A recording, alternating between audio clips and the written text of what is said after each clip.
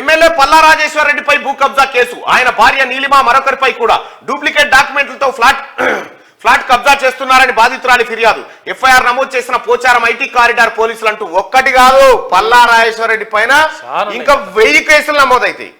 ఎందుకంటే నిన్న ఇక్కడ నెమ్రగంల బీబీ నగర్ మండలం నెమ్రగంల కాడ 250 ఫ్లాట్లు కబ్జా పెట్టిండు పల్లా రాజేశ్వర రెడ్డి. ఇక్కడ ఇవాళ అయినటువంటి కేసు ఏంటంటే ఇక్కడ నీలిమా హాస్పిటల్ అని ఇక్కడ ఏది కొర్యాంల రెవెన్యూ పరిధిలోకి వస్తుంది. అక్కడ చెరువు భూమినే కబ్జా పెట్టిండు. ఏకంగా చెరువునే కబ్జా పెట్టిండు. మొత్తం ఆ హాస్పిటల్ అదంతా మొత్తం అక్రమమే. అక్కడ లీగల్ చేసుకోవడానికి ఏం చేసిండు? బాధితులు ఇదే క్యూనీ స్టూడియోకి వచ్చిర్రు. బాధితులను బెదిరిస్తూ బాధితుల మీద గూండాయిజం చేయబోయినటువంటి పల్లా రాజేశ్వర రెడ్డికి ఆ రోజే చెప్పిన నిన్ను వదిలిపెట్టా బిడ్డ అని చెప్పేసి.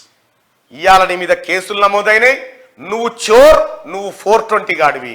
నిన్ను ఎట్టి పరిస్థితిలో ప్రజాక్షేత్రంలో నిలబెట్టి కోర్టుల ద్వారా నీకు శిక్ష పడేటట్టు చేస్తాం.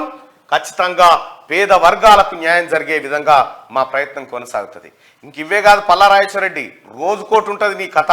ఎందుకంటే నువ్వు చేసిన అక్రమాలు అన్నీ కాదు. పాపం పల్లా రాజేశ్వర రెడ్డి భార్య నీలిమ ఉంది.